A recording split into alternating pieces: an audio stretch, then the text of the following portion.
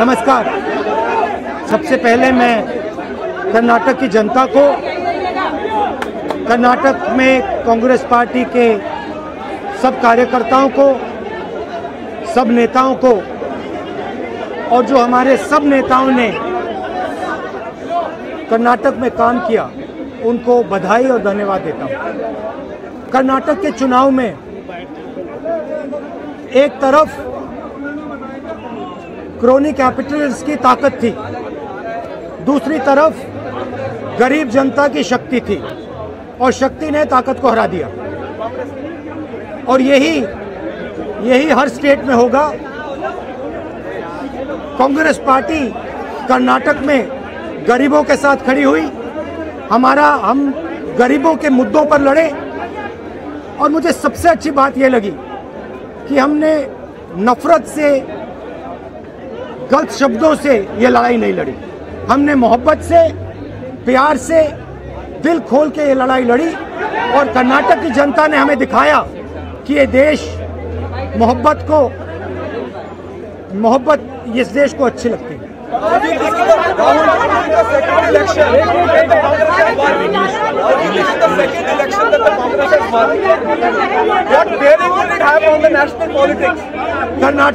कर्नाटक में नफरत की बाजार बंद हुई है, मोहब्बत की दुकानें खुली हैं।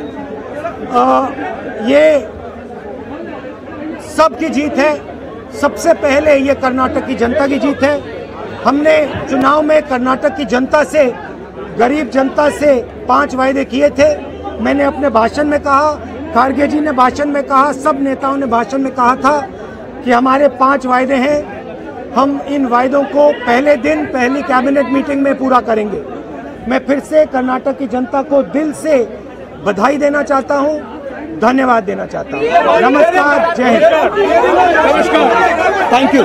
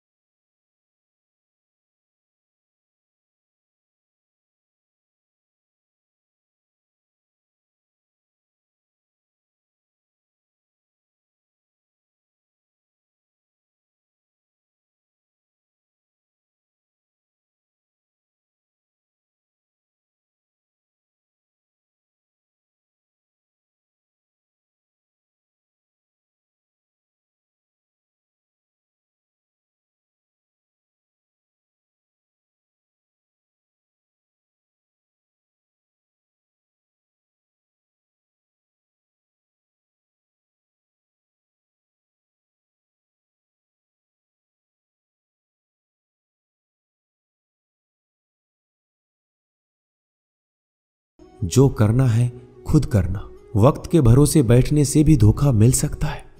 जिंदगी का एक उसूल बनाओ कि तुम्हारी इज्जत जो नहीं करता उसके पास कभी नहीं जाना, क्योंकि जीवन में क्या होगा, या तो कुछ अच्छा होगा या बड़ा होगा। जो भी होगा हमारे कर्मों का ही फल होगा। जिस प्रकार दिया तेल के बिना नहीं जल सकता, इसी प्रकार मनुष्य भगवान की कृपा दृष्टि के बिना जीवन में सफल नहीं हो सकता। जीवन में कोई भी काम करने से पहले एक बार भगवान का स्मरण करना जरूरी है कि मैं जो करने जा रहा हूँ वो भगवान को स्वीकार होगा या नहीं। ऐसा करने से आप जीवन में कोई गलत काम नहीं करेंगे। किसी का भला नहीं कर सकते तो बुरा भी मत करो। यदि सम्मान नहीं कर सकते तो बेवजह अपमान भी मत करो।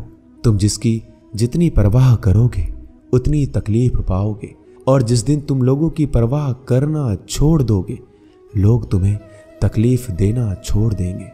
क्या लेकर आए हो और क्या लेकर जाओगे? ये जीवन 2 दिन का मेला है। एक दिन सब यहीं छोड़कर जाओगे। समझदार व्यक्ति कभी बदले की भावना नहीं रखता, क्योंकि वह जानता है भगवान सही कर्म और सही समय आने पर सबका हिसाब करते हैं। जबरदस्ती मत मांगना जिंदगी में किसी का साथ। कोई खुद चलकर आए उसमें खुशी कुछ और ही होती है। संगत का विशेष ध्यान रखें, क्योंकि सफलता हमेशा अच्छे विचारों से आती है, और अच्छे विचार अच्छे लोगों के संपर्क से आते हैं। या तो चुप रहिए या फिर ऐसे शब्द बोलिए जो मौन से ज्यादा कीमती हो। सत्य अपने लिए रखना, प्रेम दूसरों के लिए, करुणा सबके लिए रखना, यही जीवन का व्याकरण है। फूल कितना भी सुंदर हो, तारीफ खुशबू से होती है। इंसान कितना भी बड़ा हो, कद्र उसके गुणों से होती है। एक बार एक गांव में एक साधु रहता था जो भगवान पर बहुत विश्वास रखता था। एक बार की बात है, वह साधु पेड़ के नीचे बैठा था और भगवान को याद कर रहा था, और अचानक ही वहां बाढ़ आ गई। चारों तरफ पानी ही पानी था। सब लोग अपने आप को बचाने के लिए ऊपर पहाड़ की तरफ भागने लगे। उनमें से एक आदमी ने देखा इस हालत में भी साधु जी भगवान की तपस्या कर रहे हैं, और सोचा कि ये अपने आप को बचाने के लिए कहीं क्यों नहीं जा रहे हैं। तो उसने उस साधु से बोला, अरे आप क्यों नहीं जा रहे हो? आप मेरे साथ ऊपर पहाड़ की तरफ चलो, नहीं तो डूब जाओगे। साधु बोला, अरे हमें क्या होगा? मैं भगवान की इतनी तपस्या करता हूं कि मुझे कुछ नहीं हो सकता। भगवान खुद मुझे बचाने आएंगे। धीरे धीरे पानी साधु के कमर तक आ गया, और अब लोग वहां से नाव लेकर निकलने लगे। उनमें से एक ने साधु से कहा, अरे पानी आपके कमर तक आ गया है, आप हमारे साथ चलिए। साधु ने कहा, नहीं नहीं, भगवान मुझे खुद बचाने आएंगे। और वो नाव वाला भी वहां से निकल गया। कुछ देर बाद पानी इतना बढ़ गया कि साधु के सर तक पहुंच गया। अब लोगों को बचाने के लिए हेलीकॉप्टर से निकालने लगे। एक हेलीकॉप्टर साधु के पास आया, जो कि आखिरी हेलीकॉप्टर था। साधु के पास नीचे रस्सी फेंकी और बोला, इसे पकड़ो और ऊपर आ जाओ, नहीं तो आप डूब जाओगे। यह आखिरी हेलीकॉप्टर है और आपके पास में कोई दूसरा रास्ता नहीं है बचने के लिए। साधु ने कहा, यह रस्सी आप वापस खींच लो और चले जाओ। मुझे भगवान के ऊपर भरोसा है, वो मुझे बचाने जरूर आएंगे। पानी काफी ऊपर आ गया और पैर भी डूब गया, और साधु की भी डूबने से मौत हो गई। मरने के बाद साधु भगवान के पास गया और बोला कि हे भगवान, मैंने आपकी पूरी जिंदगी तपस्या की, पूरा जीवन आपकी आराधना करने में लगा दिया, फिर भी इतने भरोसे के साथ इंतजार किया कि आप मुझे बचाने आओगे, लेकिन वहां मेरी डूबकर मौत हो गई और आप नहीं आए। ऐसा क्यों? भगवान बोले, मूर्ख इंसान, एक बार नहीं 3 बार आया था मैं। तीनों बार मैं ही तो था।